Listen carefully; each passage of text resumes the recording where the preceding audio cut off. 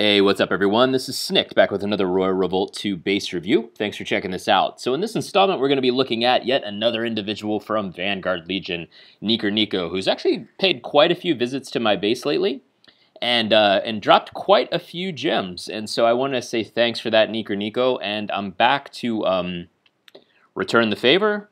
Maybe not in quite the same way, but ideally this will incentivize you to return and give me even more gems. And so here we are. You came up for me in Matchmaker. So looking forward to checking out your new base here. This is a brand new design for Nico. He or she doesn't change their base design all that often, but in this case, this is a brand new one. Really not a whole lot.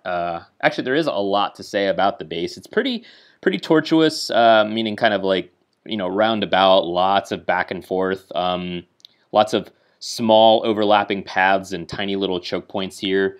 Especially you can see there is probably a skull tower here, maybe another one here or a firebolt tower. You have the central kind of clover / loop type shape that we have to make our way around.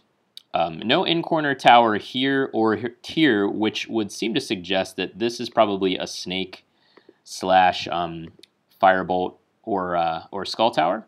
And then this may be the same thing. I don't know. We'll see what actually happens there. And then of course this is potentially a decent choke point, although there's not a whole lot of range DPS over here, as you can see in Nico's wave makeup or wave composition that can use this to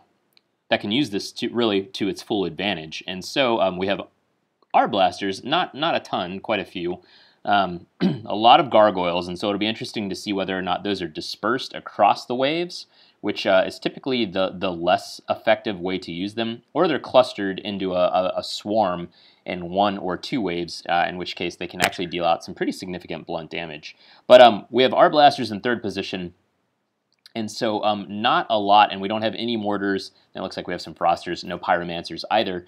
And so the R blasters are upgraded to level 6, as that's now an available upgrade under 1.6.0, which came out today. Then they are pretty formidable.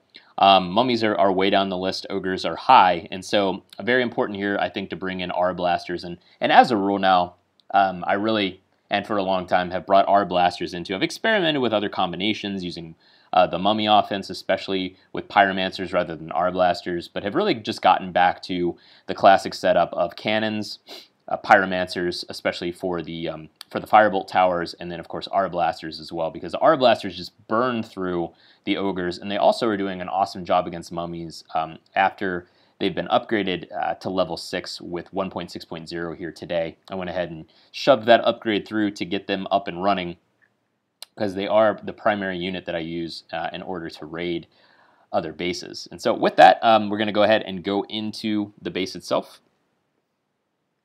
Okay.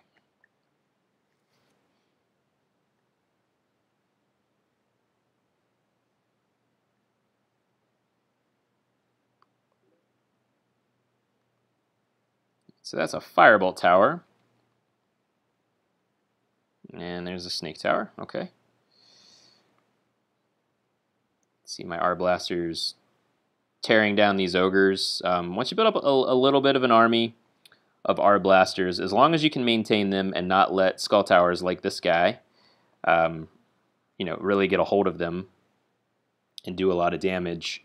So very important in most bases in general, and in this new design of Nico's being a case in point, to get out ahead a little bit, range ahead.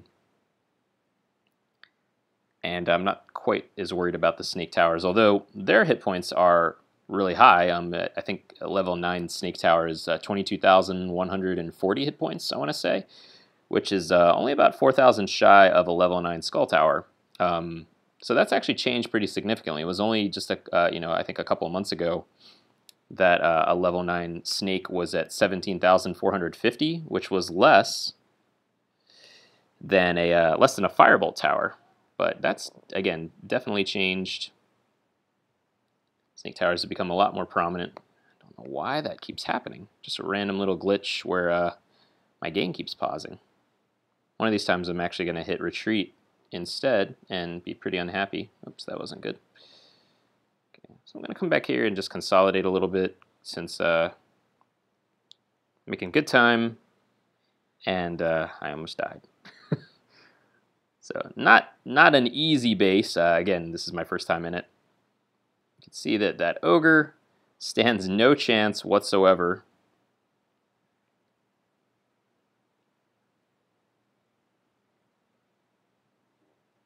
Okay, so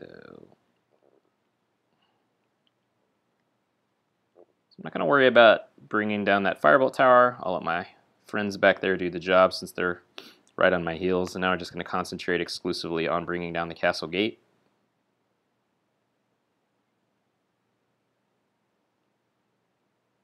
So he does have some small clusters of gargoyles in his waves. I can just kind of sit here. Yeah.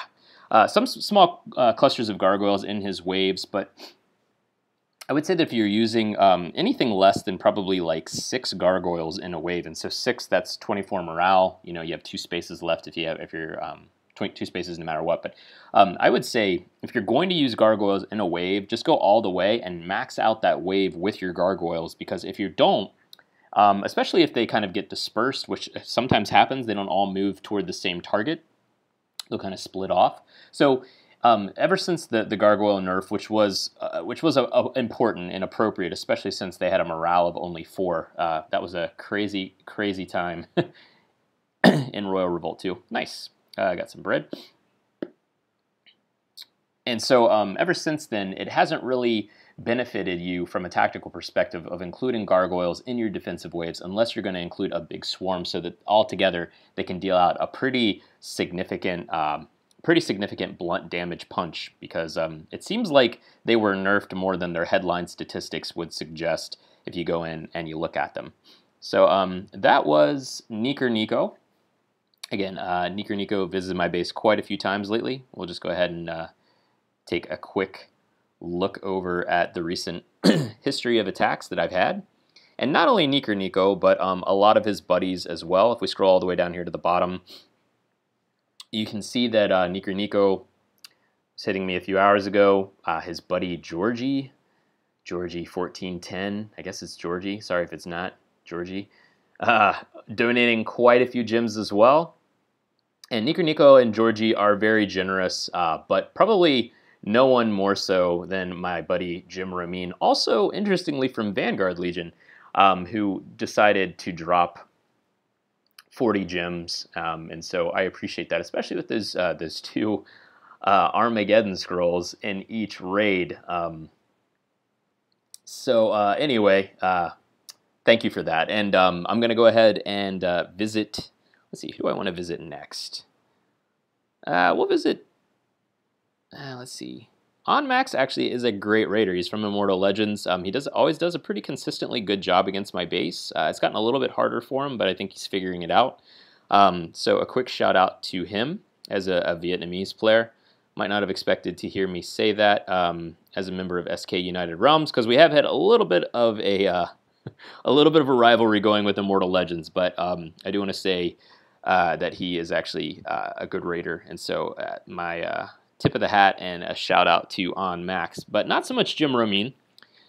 So we're actually going to go in and attack Jim Ramin now, but except he's online. So let's check on. We're running out of options here. Let's check on Georgie. Georgie's been on for a while. You can see he's almost up to 5,000 trophies now. He's pushing really hard. He's probably going to hit it before he's driven back mercilessly out of the top 10 yet again. But I do have to say it is quite a valiant effort that you're putting forth, Georgie, though it will be ill-fated. Let's see, we did Magnet 25 the other day, 4753. Do we do WM? See, I can't even remember who I'm rating. This is terrible. You know what? I've never tried Jewel Mania. Let's try Jewel Mania. Jewel Mania has your good old-fashioned L-shaped base with mummies in first position. Let's give Jewel Mania a try. Hopefully they can, hopefully Vanguard Legion can find and recruit Candy Crusher as well. I'll leave that to my friends back there. Although I guess I could have hit it because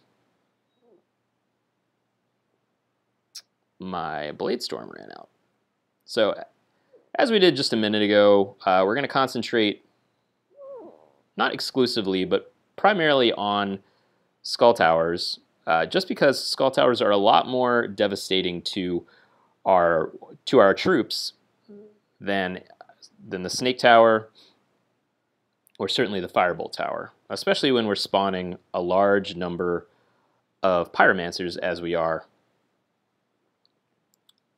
So I'm going to move past this, and Sonic Blast is coming up.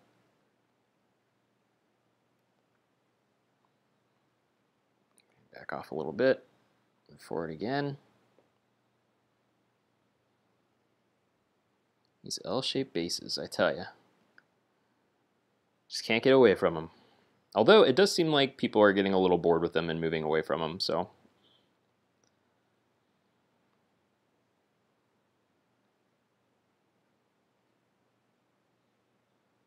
And really the important thing with the L-shaped base is kind of to take a 2-step forward, 1-step backward approach. Also very important to bring down that that tower that's right there. So I think cannons, some people might say that gargoyles are possible as well, but cannons are really a must.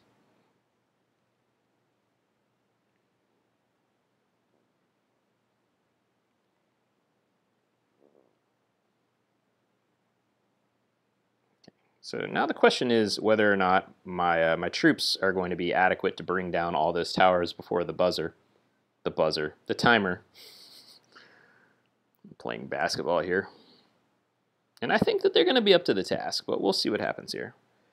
Evidently they were, because they're already here. So, hooray! All right, so that was Jewel Mania. The maiden voyage into Jewel Mania's base was pretty good. Can't quite get that third one. Okay, that wasn't too bad. Wasn't one of those 85 gem chests. Not sure if any of you guys get those. Probably you do. There's 6 pearls as well, but 85 gems seems to be somewhere between 77 and 85 gems. Seems to be the gem chests, and those are awesome. I've gotten a few of those. Not as many gems as I've gotten this afternoon from Vanguard Legion, but still pretty good. So let's see what else we have here. We're tied with Nico, and it looks like I'd be able to go in and raid him again. But I think my device here is actually going to run out of juice, and so I definitely don't want that to happen while I'm in somebody's base, especially since we made some good progress today moving back up the leaderboard. And it looks like we're actually just about 11 trophies shy of displacing my buddy Kenneth at number 10.